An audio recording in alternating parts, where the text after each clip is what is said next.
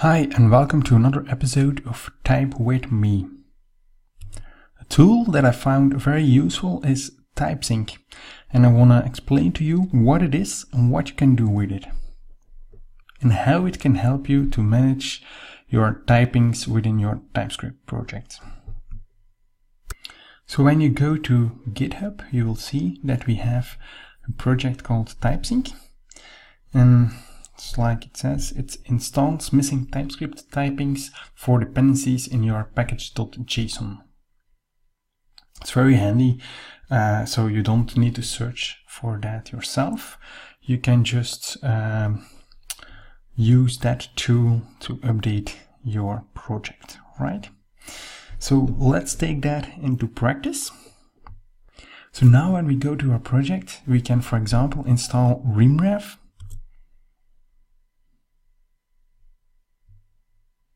So now he goes to npm fetch or rimrev project, and now of course we want to have typings for rimrev, right?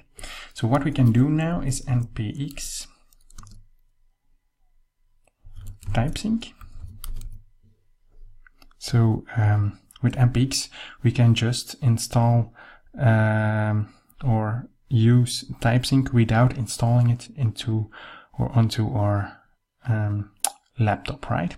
So it's quietly or almost the same like we do npm install -g typesync and then do just typesync. But yeah, I want to avoid that. I don't want to install it globally.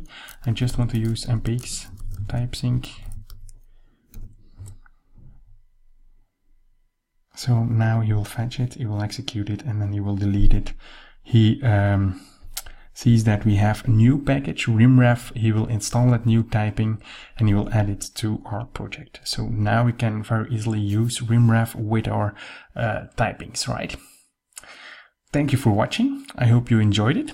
I hope you learned something new for TypeScript, and see you next time. Don't forget to subscribe to this channel because I want to launch new awesome things around web development, TypeScript, and so on.